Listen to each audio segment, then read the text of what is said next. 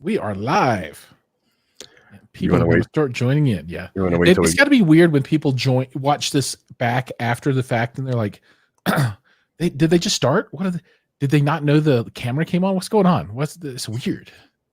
Yeah. No, we know. We're just waiting. We're waiting for that eyeball at the top of our screen to say 1. That means we got one or person. 100. That would be better. There Kinda it is. There it is. The one eyeball. The one eyeball from One today's eyeball. lucky winner is the Power of Sound podcast on YouTube. Up to Home Theater Fanatics.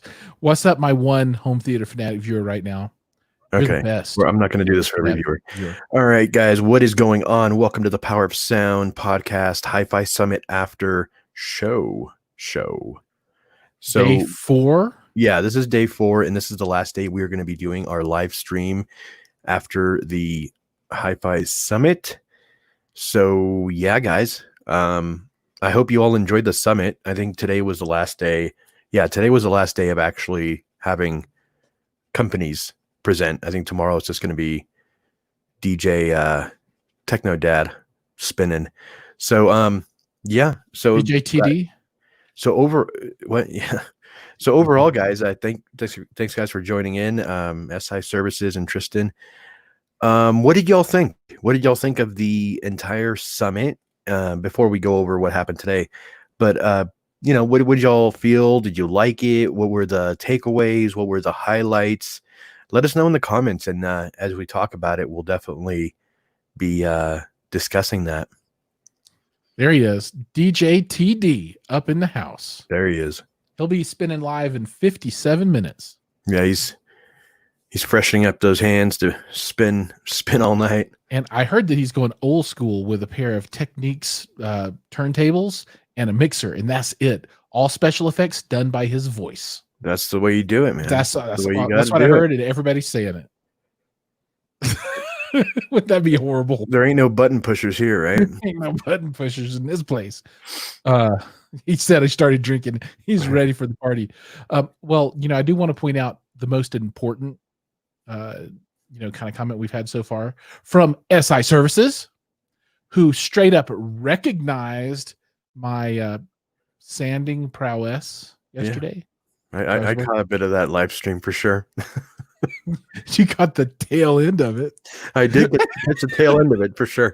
Absolutely. Oh God. Thankfully, I was the only viewer. You might, yeah. That was like, oh, I got a little bit left to do. All right. Oh, let's see what else we got real quick. Hey, straight from across the pond. Hello. Is that Francois? Maybe Andrew Francis. Amalco. Or it could be Francis. Amwako. If he's French, it would be Francois. Francis Amwako.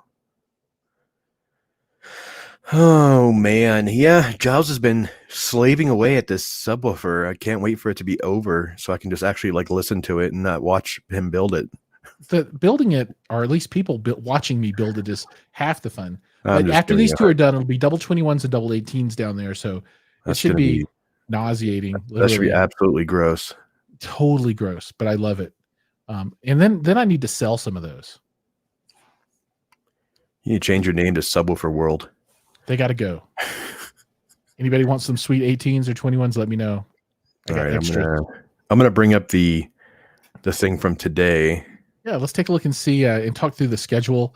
And since nobody wants to tell us how they felt about the summit, I know nobody. Okay, Tristan fell in love with Will from Sonus Faber today. Will had that background up like he was in Italy. That green screen was fire. He was burning up the green screen. That green screen. He might still be doing it right now. He might still be live. I mean, he was doing it. All right. Come on, man. Keep him busy, Giles. Keep him busy. Hold on. All right, I'll keep him busy. But yeah, Will's very knowledgeable, knows what's going on. Phil was hanging out for a while. Phil from Sound United. He's their training something. I don't know, director of training manager, vice president of training. And he's the guy who knows all the stuff. And then I think he's got a side hustle where he does projector reviews and unboxings and all that kind of stuff. Probably more along the review line. Cool, yeah, both very cool gentlemen. He said, "Make sure you're in the video group chat tomorrow Right on. for sweet group chat action." Mr. Jason, evening. Always a pleasure. He's here. Oh, we forgot MP. Dude, MP up in the house. Piranha, always. Dude, you're a trooper. Okay, guys, I'll get started with this. I wasn't able to watch all of them in their entirety, but I do have a few talking points to talk about each one, and I kind of wanted to talk to Giles about what I discovered and what I think. So first thing, when I first saw this image, just like you have it on the screen there, right? I flipped it over and I was like, anal audio group with Christian Slater. He does look like a young Christian Slater, but then when you look at him, like when you see him in the video, he's just a good looking French dude. Honestly, like if I were him, dude, I would be like the king of France or something. No, dude, I totally just the whole thing. I saw Triangle, but then the Antal went to anal audio group, and then I was like, high-end speaker design with French fries, and I'm like, what's wrong with me today? Yeah, there's something definitely wrong with you today. Christian Slater's all off in this.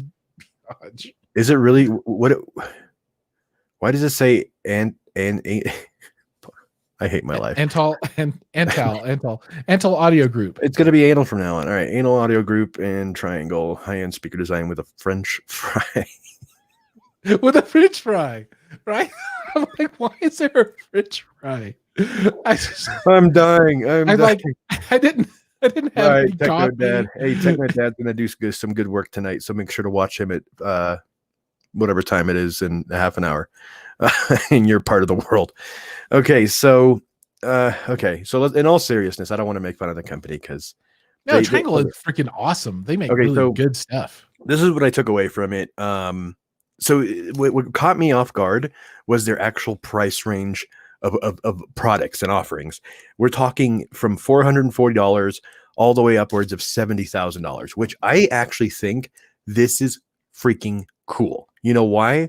Because it's like saying, okay, so it's like saying Focal or Wilson Audio has a pair of bookshelf speakers for $440.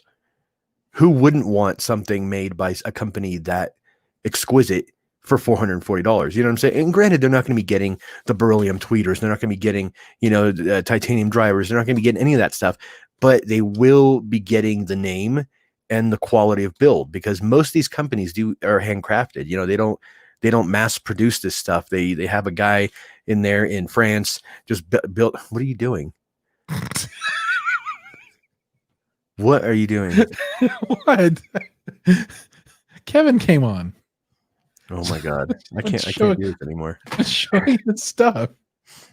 Size matters. No, continue. No, that's all I needed to do. Size matters. Jesus. True. Kevin, if you want to get Giles a gift for Christmas, some knee pads would be wonderful because he needs them. Okay, so Triangle Audio. I saw they had a pair of bookshelf speakers that they offer for between $400 and $500, and they looked awesome. And I believe Joe and Tell reviewed them already, and he enjoyed them. Giles is crying because and until I get review samples, the speakers don't exist. Sorry, Triangle. Dude, at $500 we could just buy them. Yeah, just buy them. They look good. You know, I don't mind. You know, what's a good way to put this? From what I've heard, they sound amazing, but then they have $70,000 stuff. So, what do you think, Giles, about the contrast of not only the contrast of the price range, but do you think the build quality is going to be like drastically different from their $400 stuff to their $70,000 stuff? Do you think that you'll be able to be like, oh, that's a Triangle when you listen to both? Or do you think you're going to be like, okay, that's a good speaker at the $400 price range, and at the $70,000 price range, you're like, okay, this is some serious stuff. Well, so from a build point of view, right? If you can't tell a difference between a $500 speaker and a $70,000 speaker, then whoever built the $70,000 speaker is doing it wrong. Right. Usually, once you're into that price range, right, the speakers are no longer just functional pieces of equipment, right, that are just made to reproduce sound. They're like pieces of artwork that you're putting into your home. Otherwise, there's really no reason to spend that kind of money, right?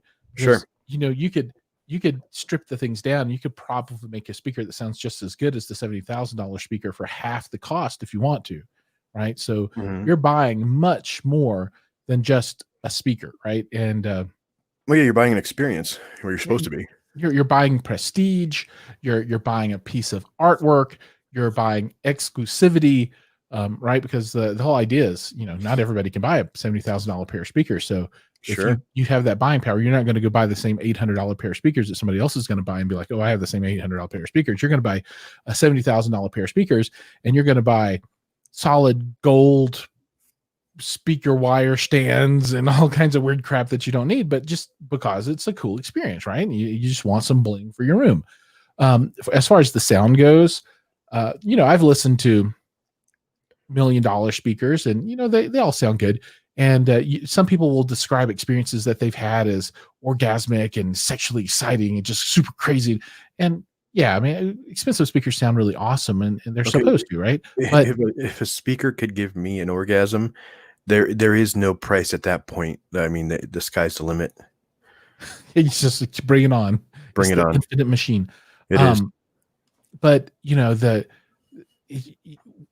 at that dollar level, you're getting into all kinds of crazy stuff because at some point you're listening to your room as much as you're listening to your speakers, and it doesn't make a lot of sense to spend $250,000 on speakers but not treat your room correctly, and you want to spend $20,000 or $30,000 on your room. And it's a system. It's always a system. It's not just the speaker. So I don't know. If the question is are these super expensive speakers worth it? I think simply from a sonic point of view, I think you get to a level of diminishing returns. But then you start paying for like those other things, right? The experiential items that can be or may not be worth that kind of money, just depending on who the individual is. Yeah. For me, I don't have any desire to buy a $250,000 spare of peakers. That's pair of speakers.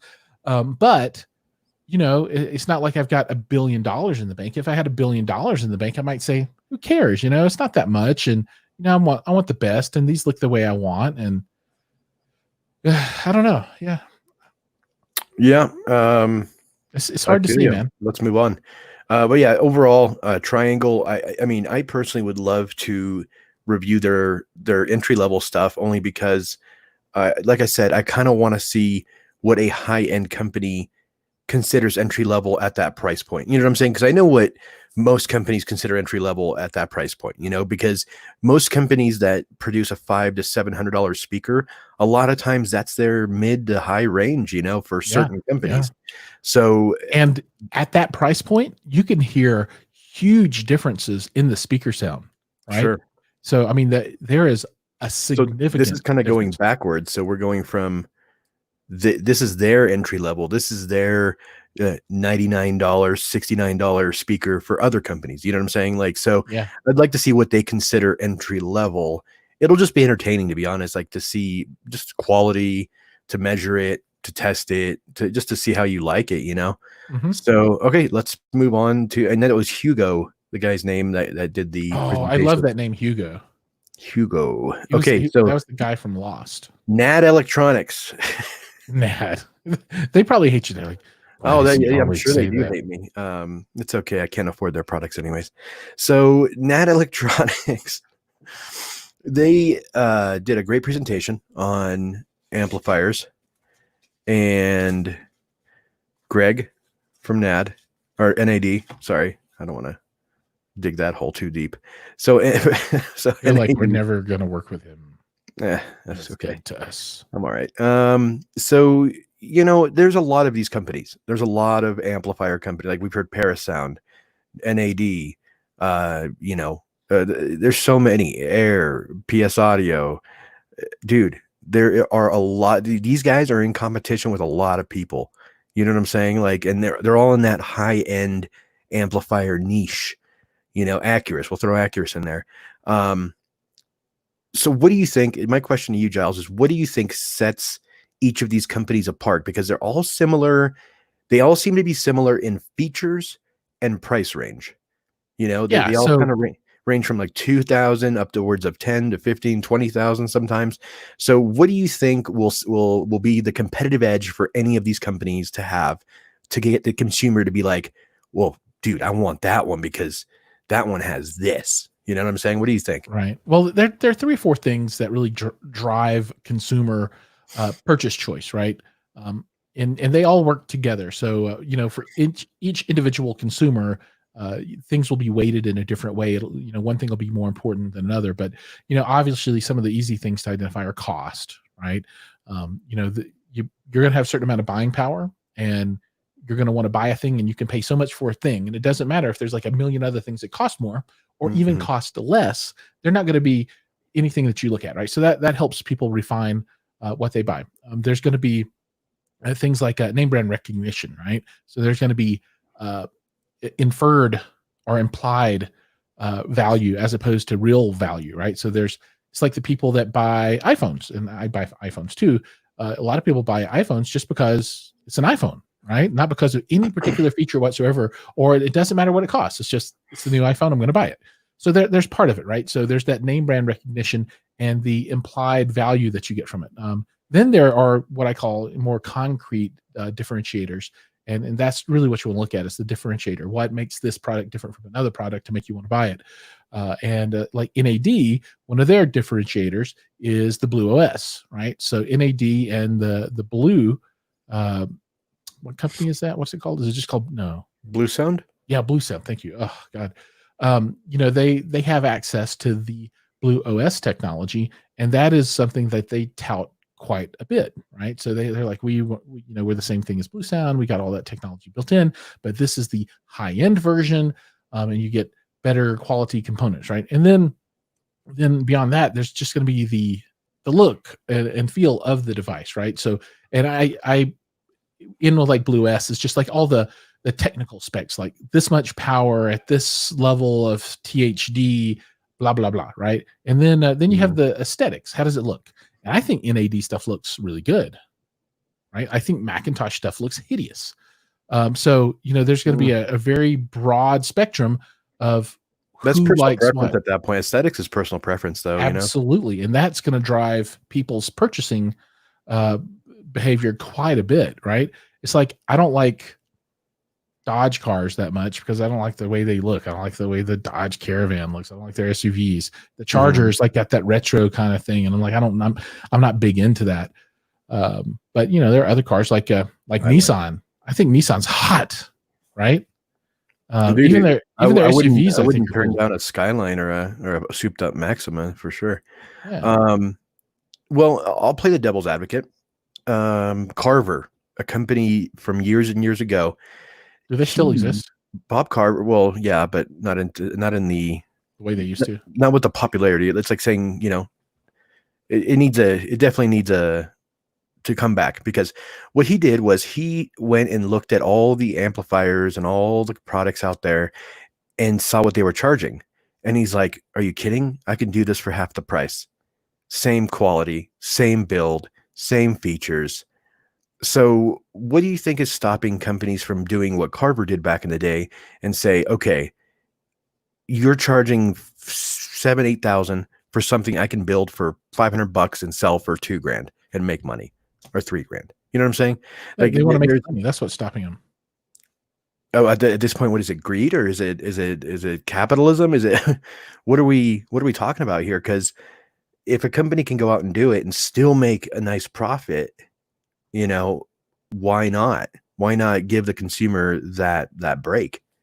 Well, a lot of it comes back to implied value, right? Okay. So, if Carver's going to come out and sell their stuff at 50% of what everybody else is selling it for, there's going to be a good chunk of the purchasing public that are going to say, this obviously is crap, right? There's no way they can sell it for half the prices that everybody else does because everybody else sells it at this price. So if they're selling it at half price, it's going to be crap. Now there'll be other people kind of like us that are like, this stuff's good, y'all. You better get it while you can, right? It's good.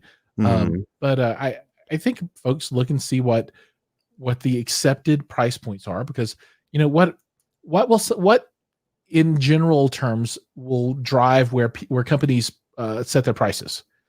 The prices are set by what the market will bear, and they're going to make the price typically as high as possible so that they can make the most profit as possible, and it's based off what people will actually pay for it.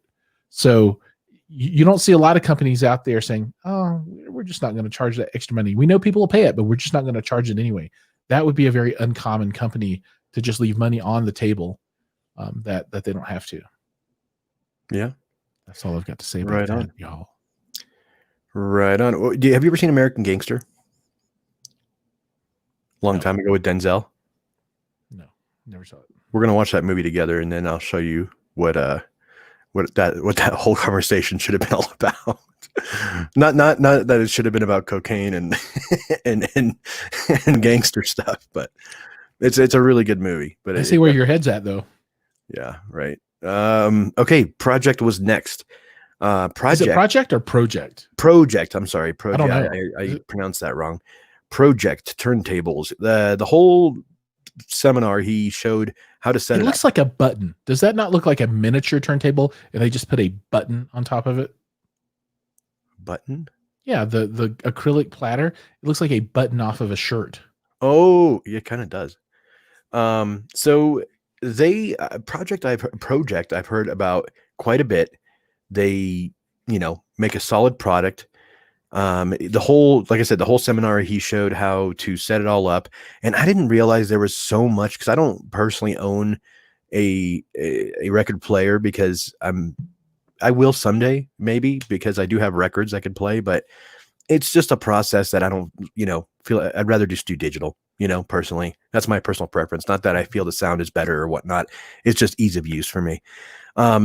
But no, I know a lot of people that enjoy their records and enjoy playing records, and it's it's a mixture, I think, of nostalgia and preference of sound. But yeah, Project is actually one of those companies that are kind of right in the middle as far as price frame goes for their products. They're not super pricey, but they're not super inexpensive. But yeah, I've heard nothing but good things. What about you, Giles? Have you had any interactions with this company? I've talked to them before at different trade shows, and I think their stuff is fine. I like the way it looks. Personally, I won't own a record player until somebody gives me one, and nobody's offered to give me one up to this point. So I have no practical experience with record players, except when I was like 6 years old, and my granddad would play records and 8 tracks, right? Yeah, no, I was thinking about getting they make it. I was thinking about getting a U-turn for us to play around with, I would totally play around with one of those. Like $179. Why not mess around with it, right? True that.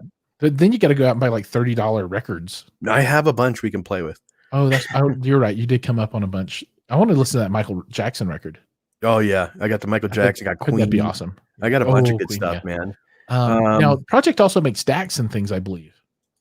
Yeah, I think they do a little bit of everything that has to do with that stuff. Here, they're well respected. Their website. Yeah, they're well respected. Yeah. Let's visit their brand page. Oh, that didn't pull up the brand page. My bad. Yeah. So SI Services, I agree on the Blue Sound stuff. I'm still thinking. I keep bouncing off of the Node 2i purchase. Keep like, okay, I'll do it, and then I'm like, oh, I want that vault, man. I want that vault so bad, so I can put all my CDs in one thing. Yeah, I don't know. A streamer is fine for me. I don't need to rip CDs. I only own like 12 CDs anyway, and I haven't pulled them out. They're all dusty. But I just I'm like, oh, I'll just stream it off YouTube. Just open up YouTube and listen to everything. And I'm like, oh, I don't know. Maybe I think my ears don't work like a lot of other people. I don't know. I don't need I don't know. If it's just better than MP3, I'm all right for the most part. Okay. Almost there. Almost. So close, yet so far away. So close. So close. Sure. So close.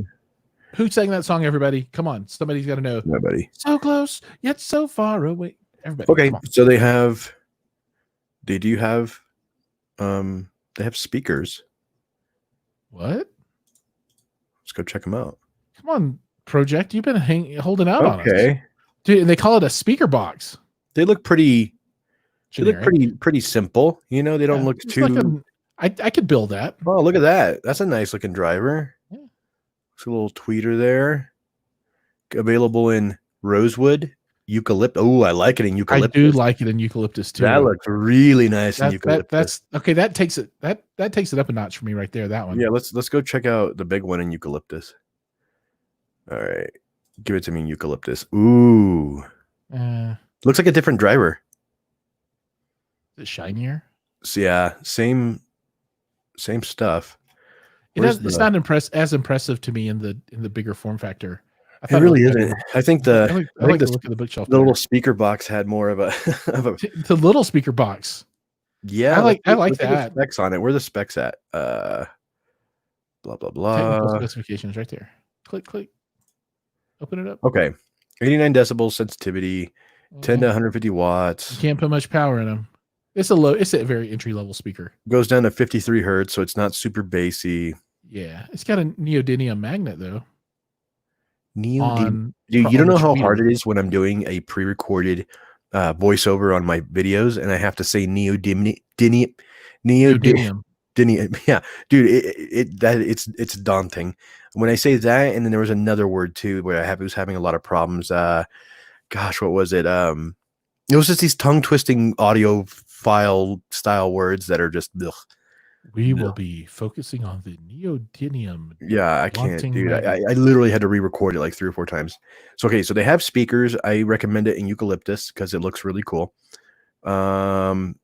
Wait, there's different lines. Oh yeah, go to the Big Daddy line. Oh, look at this speaker box. Ooh, they have a sub box. Subs and red, black, and red. They're all matte though. I bet they don't show the speaker. Oh, I wonder. That's weird. What's happening here? Yeah, there's some malfunctioning. Looks like it's more for music. You know, doesn't look like it's going to be this crazy. Which one did you want me to look at? Do they have anything else? The ones on the go to the next one. I did. That was the first one I started with. Oh, I mean, it showed like the little screen that had the 3 models, the 3 levels. Yeah, that one. What is that?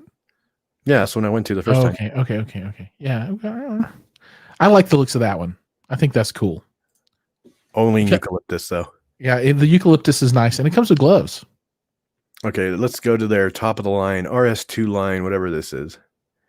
Let's see what we got going on. What's happening here? Your computer's stroking out. No, it's not my computer. It's just the website. Okay, so CD box, DAC box, pre-box. So I'm guessing preamp, DAC, and CD player. Yeah, but it looks like the pictures are almost the same. It looks like the same. Well, this has a little slit right here. And you put the CD on the side of it? That can't be right. That's weird. No, that's not right. It can't go on the side. It does. Oh, no. It flips down. Oh. Or up. Or is it on? It's on top? Yeah. It flips up. I couldn't tell from the picture how it's working. What is that? That's the bottom. Yeah. I mean, it has a cool look to it. Ooh, it comes in black. Even better. I like the black better, actually. I do too. So cool. CD player.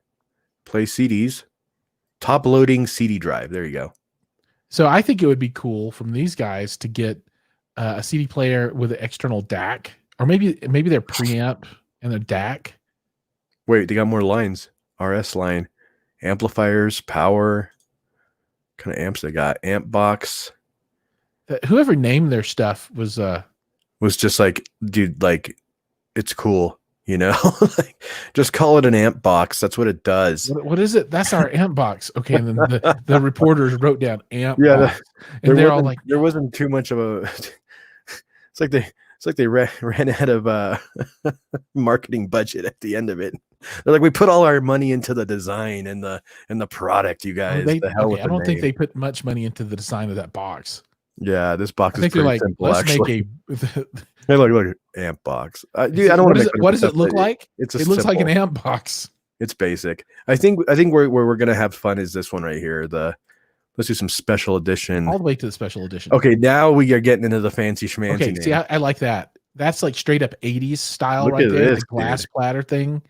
That's straight up This is Max sick. Headroom. Ooh, look at this 80s. green. Oh, that's cool. Orange and black. Oh, dude, JDM World Orange. Dude, I could put a JDM World sticker on that thing and it would be perfect. Could you I want imagine? one. Project. Dude, I will review that. There you go, buddy. That is the one right there. 2 Experience Primary Acryl. Short for acrylic. What if they just left the 2 letters off? Oh my God. Come on, Mike. They are clearly Kanto wannabes. No, because Kanto's powered. These are passive. They still want to be. SI Services. Project looks like the upmarket version of Tomio of Cherry.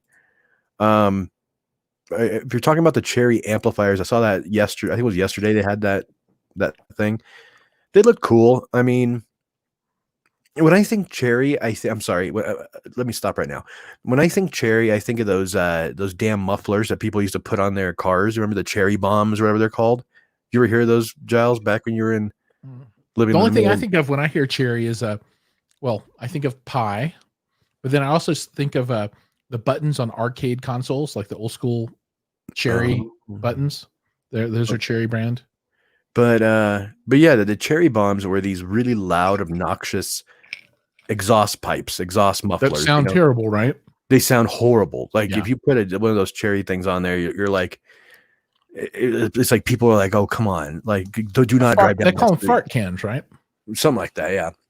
But yeah, that's what I thought when I first saw the name. And he went over a little bit. You'll have to watch the seminar, everybody, because he goes over how he came up with the name, which was kind of funny because he was thinking, okay, Apple named it Apple. I'll just name mine Cherry. Like it's cool. It's just another fruit.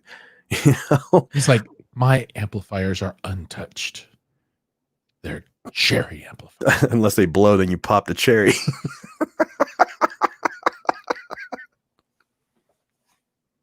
This amplifier is obviously not Cherry. Yeah, this amplifier was not pure electricity coming through here. Something's wrong.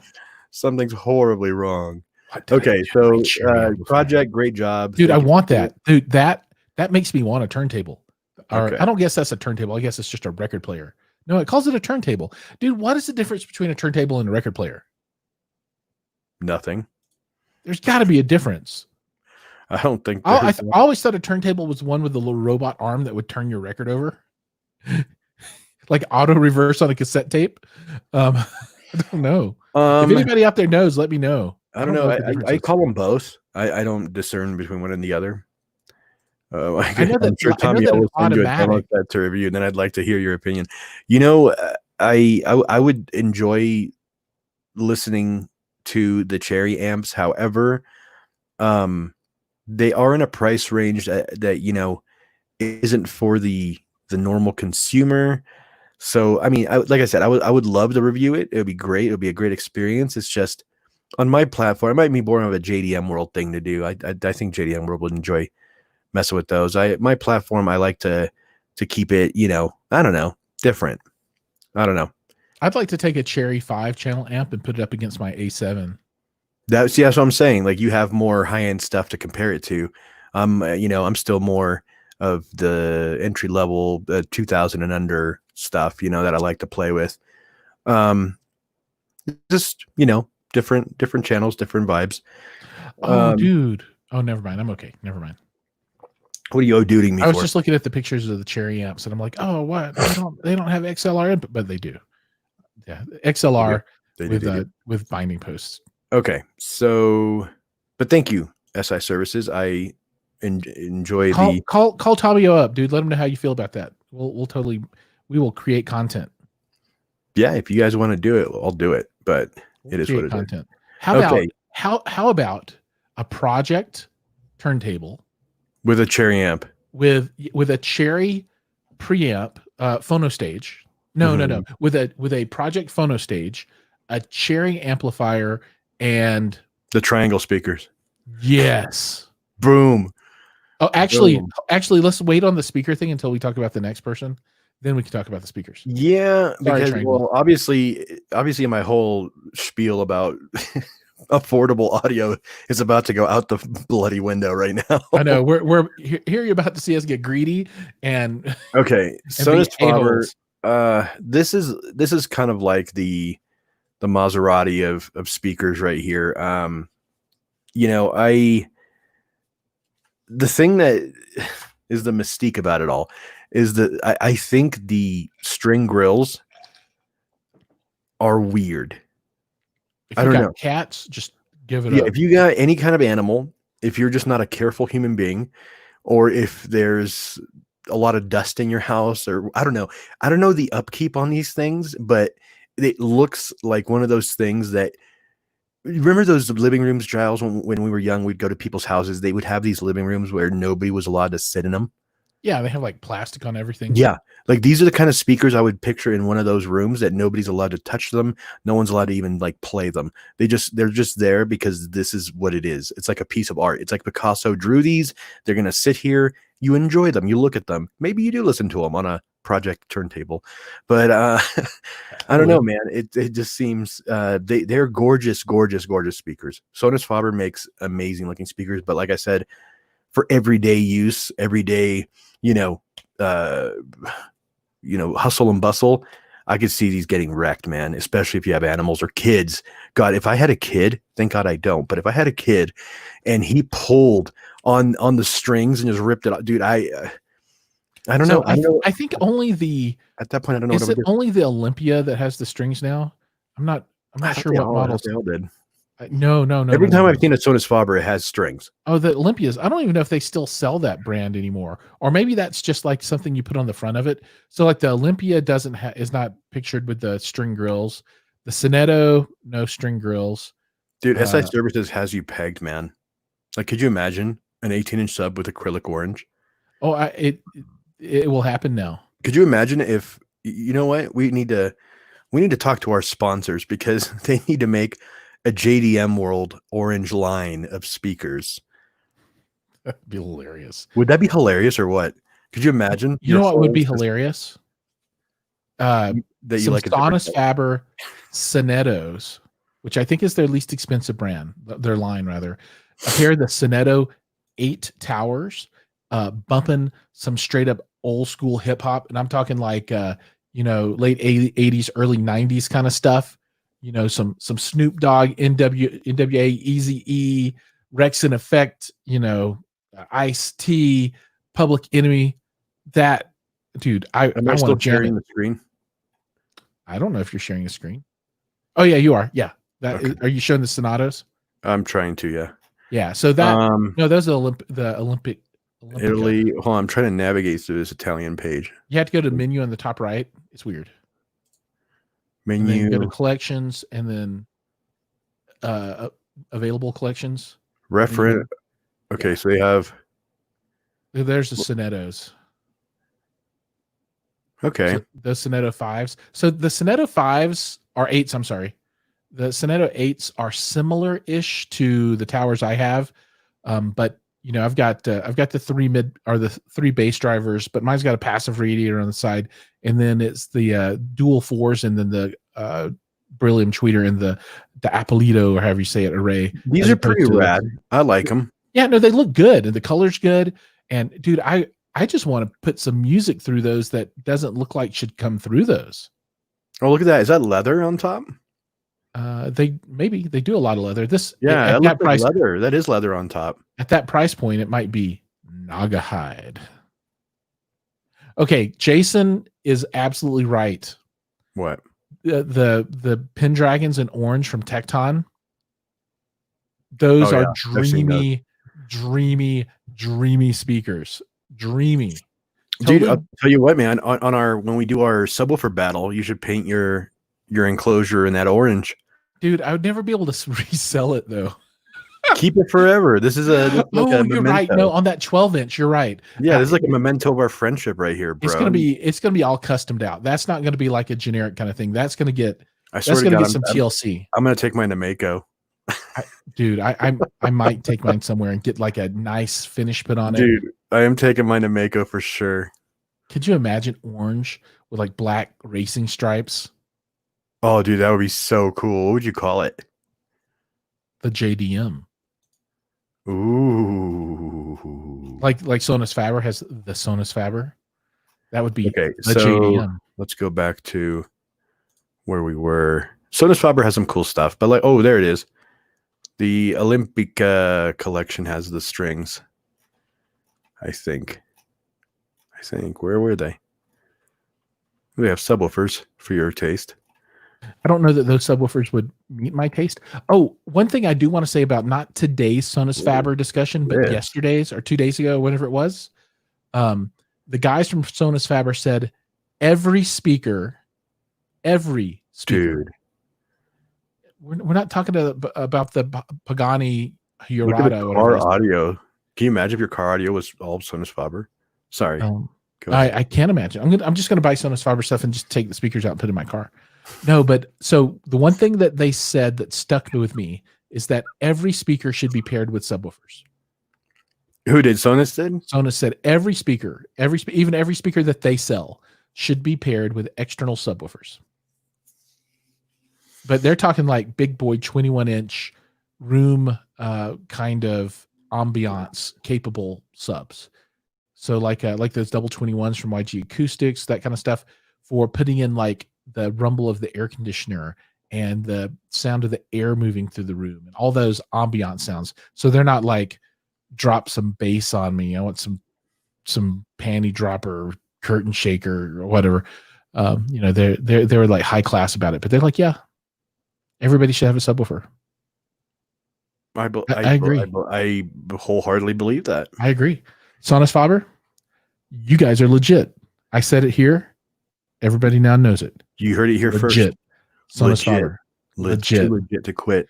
Dude, never quitting. So the next presenter was Denon, and he talked about HDMI 2.1, why you need to care as an audiophile.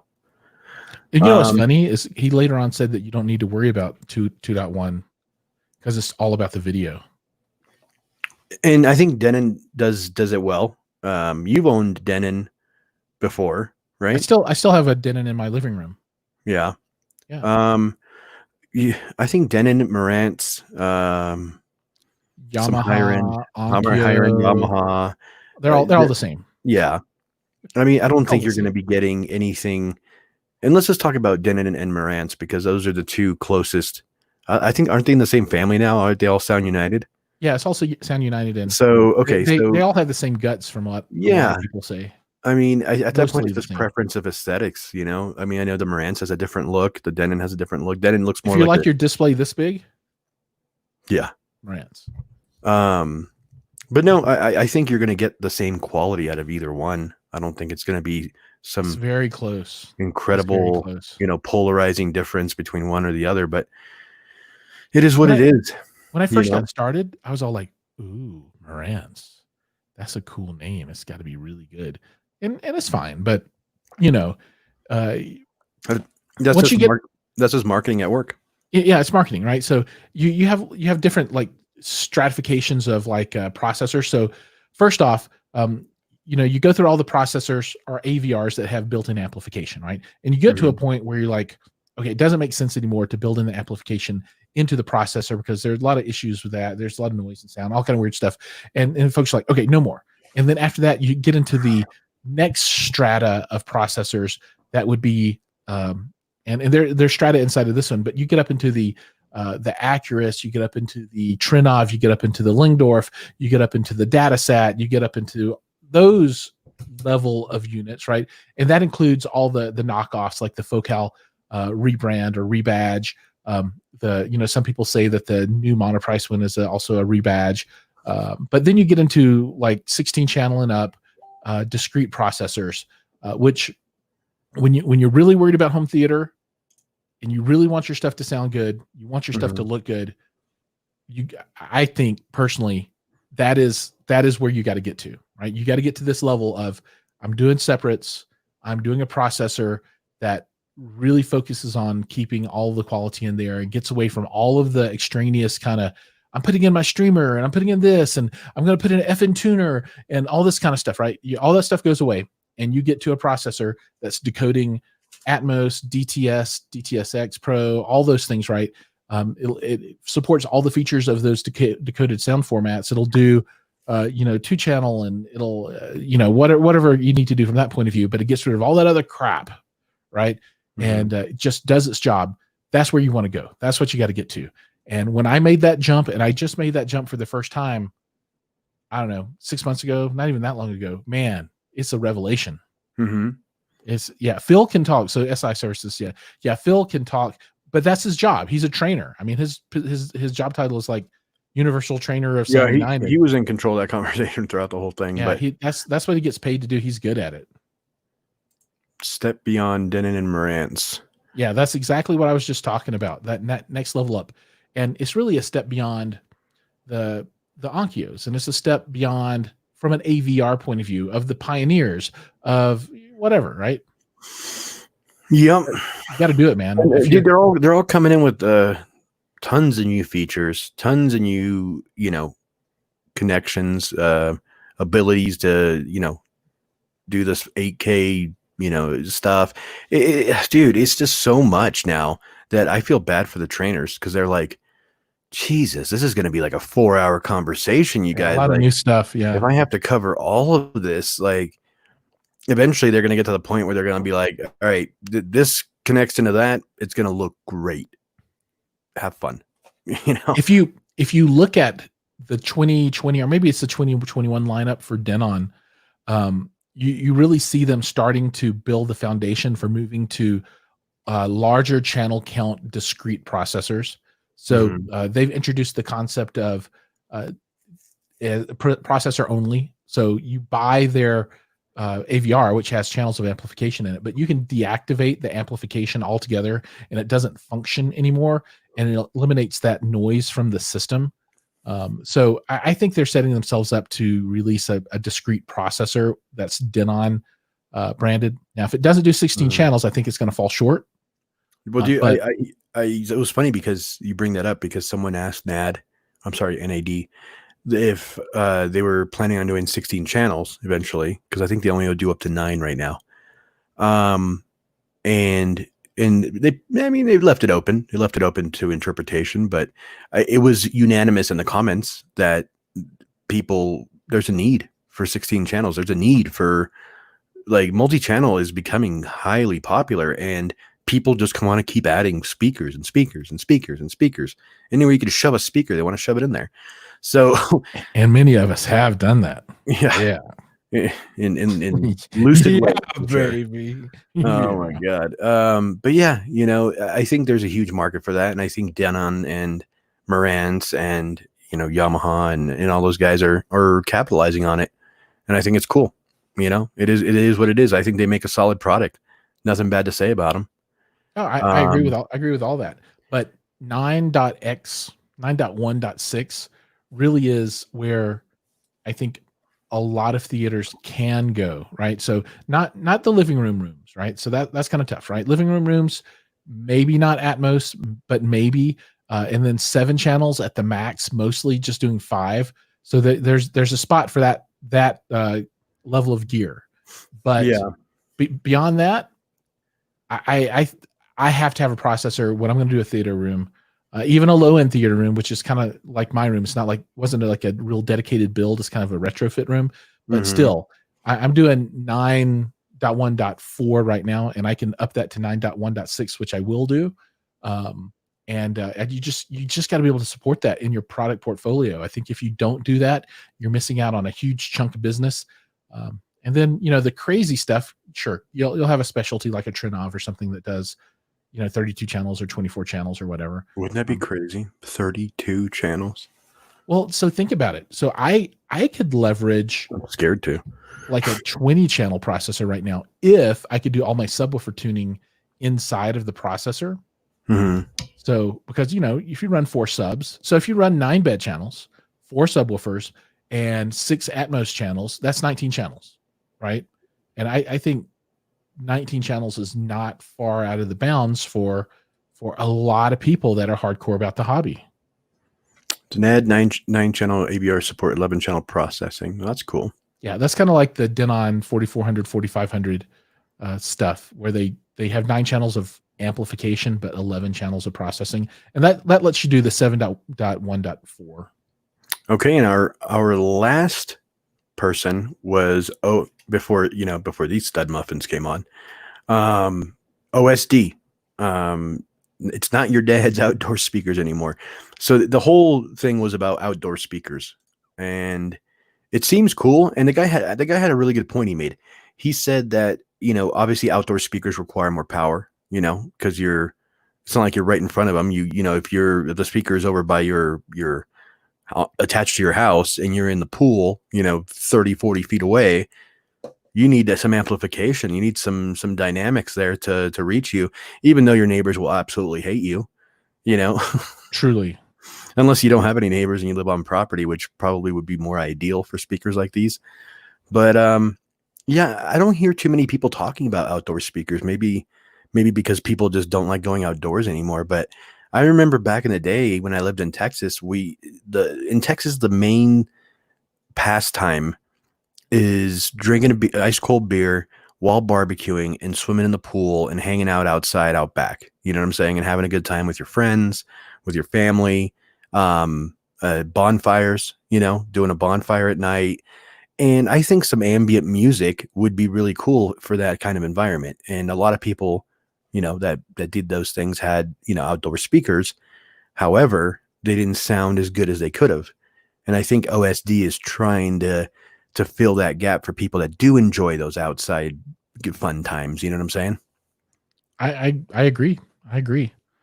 Oh, God, you should do your plug. It's time for a plug. Now I'm in the mood for an ice cold beer and a barbecue and some bonfire and some marshmallows.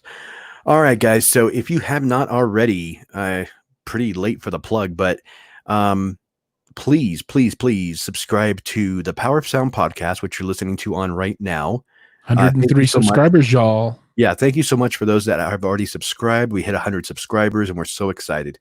Please subscribe to JDM World. That's this sexy stud muffin up here. And subscribe to me, Audio Architects, brand new channel. And I'm kind of learning as I go along with this whole experience. So thank you to those who have already subscribed to me and who enjoy my content. And thank you to those who support us both on our projects, on our podcasts, on our live streams. We do enjoy doing live streams Tuesdays and Thursdays evening at 10 p.m. Mountain Time. And we do a pre-recorded kind of like a interview type deal with certain companies and people and industry professionals on Tuesday mornings at 9 a.m. So there's always something going on with us. There's always going to be some sort of content coming out of one of our channels. Something you brought up to me yesterday, Giles. I know. It's like we're putting out a lot of content. Yeah, there's always something going on. But yeah, if you guys have a topic you want to talk about or anything like that, we'd be more than happy to entertain that and talk to you guys.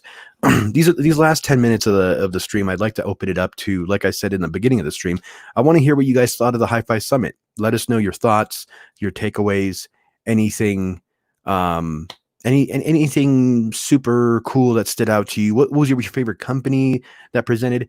I'll tell you what, my favorite company was Kanto. Because they are awesome. And they're my favorite companies were Stark Sound, Accurus, and GSG Audio. What do you mean, the ones that weren't there? The ones that were present in the ones that weren't there. Although I would like my new favorite company to be Sonus Faber. No, in all seriousness, what's up, yo?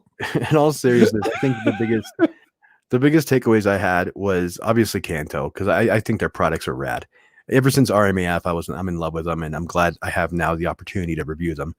Yamaha, Jesus, Yamaha, dude, Yamaha was legit. That was a fun. I wish you would have been there, Giles, for Yamaha. It was such a fun experience with them. And there was one other one I really, really enjoyed. So SI Services, I'm working on this in my theater now, trying to get almost everything off the floor. Anyway.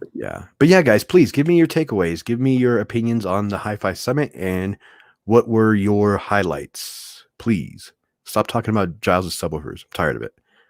It's a beating a horse dead with a stick subject. I love it. I like it. I love it. I want some more of it. Oh my god. Ding ding ding ding ding ding ding ding ding ding ding ding. Anybody want to talk about the Hi-Fi Summit instead of Giles's subwoofers? Or we can talk about Giles's subwoofers till for the next 5 minutes. There we go. Let's put them in here. Right. Honestly, Giles, I want to ask you a question about those. So obviously you can see the size difference. One of them is a 21. 18, one's a 21, right? Yep. Okay, but they're same style, same everything on the inside and out. Yeah, the boxes are very similar. The enclosures are very, very similar. Braces are similar. Everything's bracing. Yeah, they build exactly the you same went way. black, buddy. You went black. Do what? Your screen went black. My video? Why? Probably ran out of battery. All right. Talking about your subwoofer so much. I've got no more battery for it, so all right. It's gonna go dead again in a second. I just turned it off. We got on again. Summit was Eddie Tours. Summit was very cool. So much story from all the companies. The Project One WTH. What the hell? What the hell? Okay. Thanks, Giles and Mike. See you next time. Our next live stream / video. The Hi-Fi Summit 2020 Q2 should get more in THS or the Hi-Fi Summit Q3. Okay, so that's cool. Right on. I'm glad you guys enjoyed it. I think this is something cool that Joe and Tell did, and I'm glad they did it. And I'm glad that all the daily Hi-Fi guys were a part of it. And thank you guys for letting us be a part of the show as well. And as you could tell, Giles is dying slowly over here. Dying slowly over there. But yeah, guys, thanks so much for being a part of the show. As I mentioned before, please follow us on all our YouTube channels and social media, Audio Architects and JD Emerald 111 on Instagram. And yeah, thanks so much. We will see you guys tomorrow night tomorrow morning. We're dropping our SVS, baby. With SVS at 9 a.m. And at 10 p.m. Mountain Time, we'll be doing a live stream. More than likely, probably about Giles's subwoofers. So you can have hours of us tomorrow. Hours of us tomorrow available. Yeah, you guys are gonna get a lot of content from us tomorrow. So yeah, thanks guys, and I'm glad you enjoyed the Hi-Fi Summit. Once again, thanks Hi-Fi Summit for having us on. We really enjoyed it. Have a great night. Bye-bye. Peace out.